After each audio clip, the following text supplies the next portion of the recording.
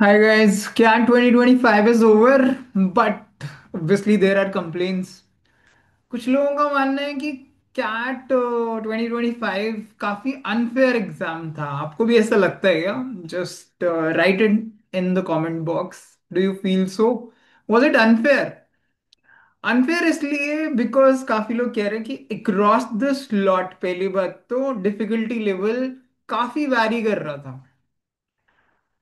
Yes it happens. ऐसा हो रहा है बिकॉज पहले, कोविड से पहले 2 स्लॉट में होता था, अब 3 स्लॉट में कर दिया। चलो कोविड में तो समझ आ रहा था बिकॉज सोशल डिस्टेंसिंग का इशू था, जिसकी वजह से एक एक छोड़ के लोगों को बैठाना पड़ रहा था, तो इन्होंने 3 स्लॉट में पेपर कर दिया। अब ऑब्वियसली 3 स्लॉट में अगर पेपर होगा तो उसमें कुछ ना कुछ वेरिएशन तो रहेगा।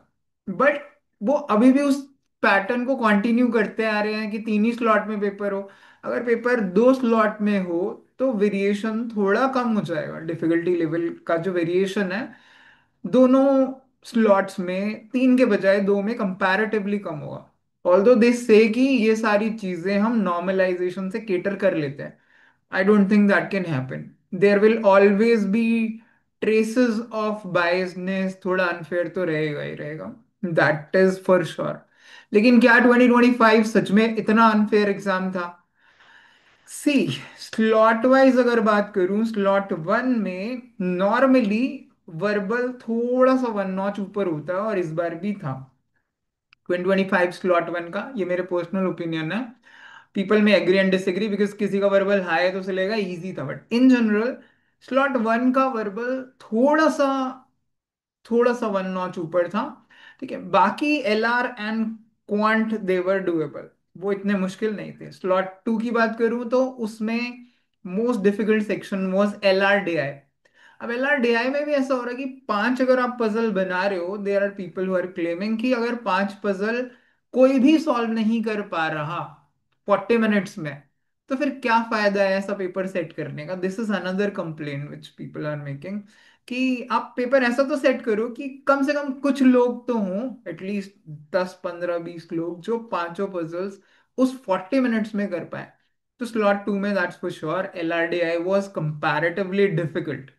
ठीक है, अगर तीसरे स्लॉट की बात करूं तो देयर हैव बीन केसेस जो कंप्लेन कर रहे हैं कि quant was comparatively difficult in slot 3। बाकी दोनों सेक्शन उसके डुएबल थे। तो ये तीनों स्लॉट में रहा है। एंड ये थोड़ा अनफेयर तो है ही। अगर किसी का वर्बल अच्छा है और उसको मॉर्निंग स्लॉट मिल जाए तो वो बाकी दोनों में अच्छा कर लेगा, उसका वर्बल तो वो देख ही लेगा। तो ये चीज कैट वालों को देखनी चाहिए कि आप 3 स्लॉट में क्यों करा रहे हो। इट्स बेस्ट कि आप एक ही स्लॉट में कराओ। If that is not possible तो 2 में कराओ। जैट भी तो एक ही स्लॉट में कराता है, ये भी तो एक प्रॉब्लम है। अगर 2025 पे अगर मैं वापस आऊं तो कौन सा मोस्ट डिफिकल्ट था, कौन सा मोस्ट इजी था?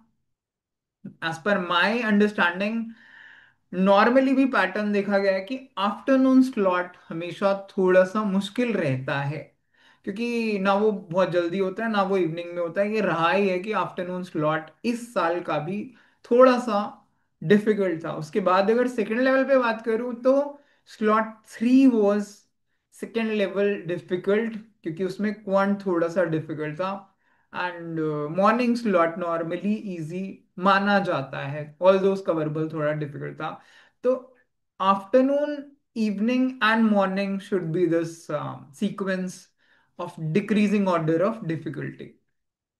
अब they are claiming we will do normalization, but let's see normalization का भी अभी जैसे जैसे और फीडबैक आएंगे, स्टूडेंट से बात होगी, विल कम टू नो कितने मार्क्स ऊपर नीचे होंगे। बट ये इतना वेरिएशन होना, it is not good because then you are not judging somebody's capability. It's more of luck based exam than your ability checking exam. So that cat should cater, उसको ये बात ध्यान रखनी पड़ेगी। They should think about student जो पूरे साल तैयारी करता है, जस्ट बिकॉज उसको आफ्टरनून मिल गया कि इवनिंग मिल गया। आप वर्बल में अच्छा स्कोर कर रहे हो लेकिन आपके स्कोर 6 नंबर 5 नंबर कम हो गया, क्यों? क्योंकि नॉर्मलाइजेशन हुआ है। What is this? आप सबको बराबर पेपर क्यों नहीं देते? तो वो चीजें आर्ट को करनी पड़ेंगी। उस वजह से अनफेयर तो हर बार ही होता है थोड़ा बहुत, but that is beyond our control, we can not do anything. We can raise the voice and CAT authority should take care of it. But इसके हिसाब से मीनिंग ये है कि इन जनरल आप क्रॉस लॉट्स देखोगे तो नॉर्मलाइजेशन में स्कोर्स विल चेंज। ठीक है। Although my suggestion is not to crib over it, let's move forward. आपने एक दिन ऑफ ले लिया है, आज छुट्टी कर लो, आराम से रेस्ट करो, and now let's focus on rest of the exams. हम अपने एंड से बेस्ट देने की कोशिश करते हैं। So let's start preparing for SNAP and MAT and ZAT. All the best, guys.